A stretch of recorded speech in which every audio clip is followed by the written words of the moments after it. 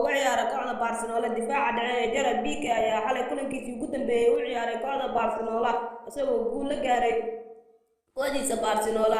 Xiddigan Gerard Pique ayaa waqti qurux badan ku soo qaatay kooxda Barcelona isagoo kula guuleystay koobo badan.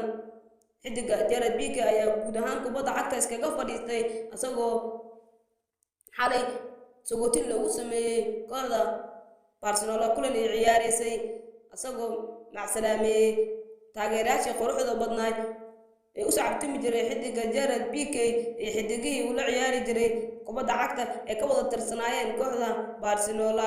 Xiddiga Gerard Pique ayaa ka soo baxay akademiyadda kooxda Barcelona ee soo saartay ciyaartoyda.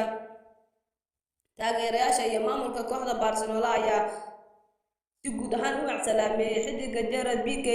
Taageerayaasha kooxda Barcelona ayaa dhahay qalbiyadeena ayaad ku dhex noolaan doontaa xiddiga Gerard Pique.